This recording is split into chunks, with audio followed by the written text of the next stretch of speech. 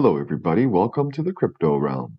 All right, so we got some not good news from MetaMask, that's for sure. So your information is going to be tracked from now on, every time. Not too good. And after, more bad news. This is on Cardano, a pretty big project, halted their services. So stay tuned to the end, and we'll talk about that. Infura to collect MetaMask users' IP Ethereum addresses after privacy policy update. New updates to Consensus API tool Infura have sparked controversy in the crypto community as it will begin collecting users' IP addresses. And this is nuts when you read this. Consensus has informed users that it is set to collect additional data from those using its popular Infura tool, attracting criticism on social media in the process.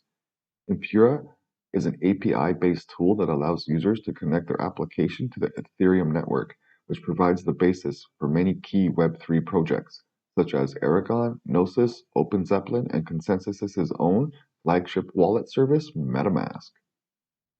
After Infura was first acquired by the New York-based blockchain firm in late 2019, the tool now boasts around 350,000 developers and also includes support for other blockchains like Polygon and Filecoin. Also Binance Smart Chain. Consensus is one of 22 strategic investors in Decrypt.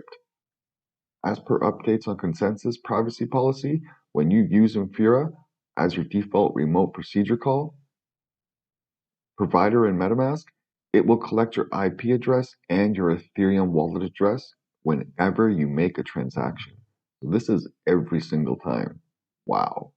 However, if you're using your own Ethereum node or a third-party RPC provider with MetaMask, Consensus says that neither Infura nor MetaMask will collect your IP address or Ethereum wallet address.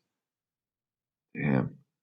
Alternatives, alternative RPCs which can be utilized by Ethereum developers include Alchemy, QuickNode, Moralis, and Tatum.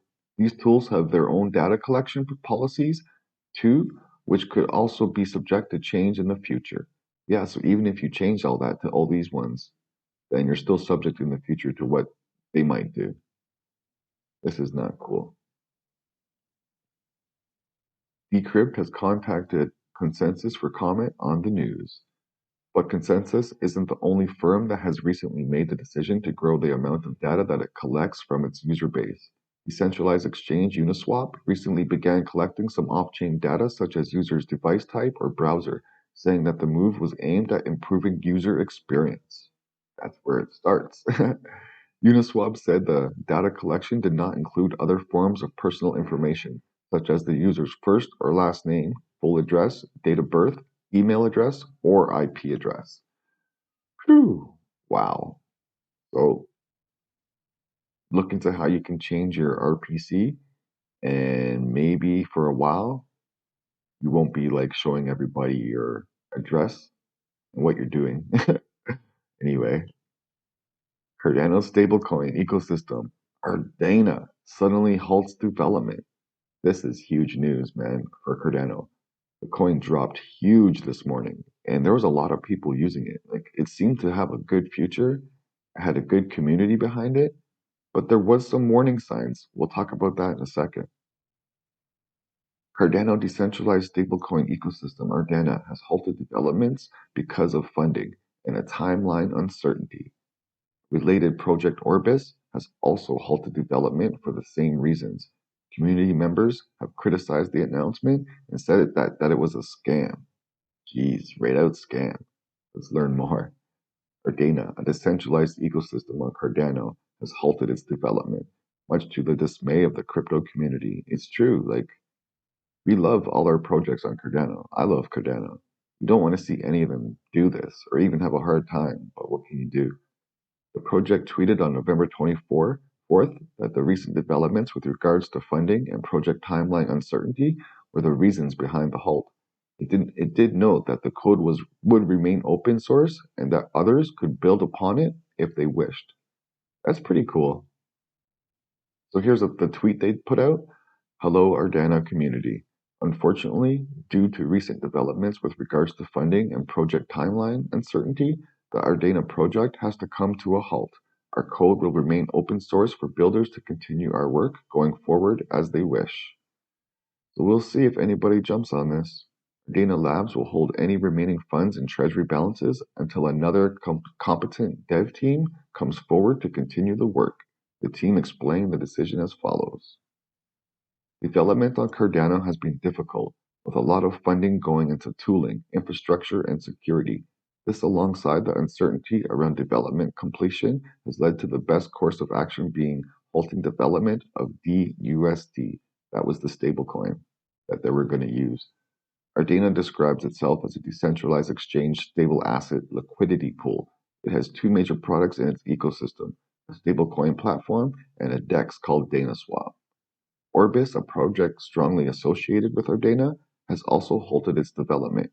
Ardana founder Ryan Matovu was the CEO of Orbis Labs. Meanwhile, the SundaySwap team is trying to buy any infrastructure or internal tools developed in the past year. Go for it. All right, so that's the tweet there of them buying it. What is Ardana? It's sad to see it go.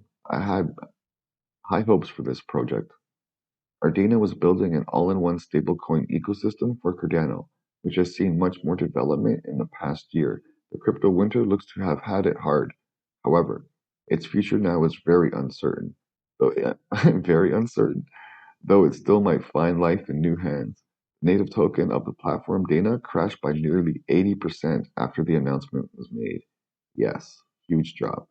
And its future is pretty much dead, I would say. Orbis is a project that is focused on solving scalability issues on Cardano using zero-knowledge proofs. The Layer 2 scaling solution had partnered with the likes of Cfund, Platonic Systems, and M Labs. So naturally, the community of Ardana has begun criticizing the team. They have called it a rug pull and a scam, lamenting the fact that they helped fund it. Three Arrows Capital had also funded Ardana. Wow, holy shit. So here's a little warning we had. I think like a month ago, November 4th, this guy put out a tweet on the creator of Ardana, which could have been a really big heads up to people that were listening. I never saw it until now. I wish I had saw it back then, but what can you do? So DeFi Zoo Racer, Fund Destroyer, put out this tweet about the creator of Ardana right here. Ardana project, Ryan Matavu, the creator. This guy is a shitcoin scammer. First YFD finance, YFD second was PLE plethori, third is Dana. Ardana project serial scammer, and you are walking right into it again. So this was a month ago he put this out. 3 shite projects hyped up and launched. I bet Dana dead 3 months. So there's the creator of Ardana right here, this dude. But man, nailed it. And I didn't even know about this guy's past. I've seen him talk in interviews and stuff, and I kind of liked him. I thought he had a good head on his shoulders, but what can you do? And we don't know yet, right? Maybe he just came to the end of the rope. That's all he could do, and he just done. But we don't know for sure. The vast majority of Cardano community members seem to think they fell for a long con. At any rate, it brings about a sad series of events for the Cardano ecosystem. If the market continues as it is, it may not be the last project of projects. Sorry, it may not be the last of projects halting development. Yes, very sad. That's a big hit for Cardano right here, everybody. A really big hit. I really had high hopes in that project. I had money involved with that project a while ago. But man, it's so easy to lose your money. So easy.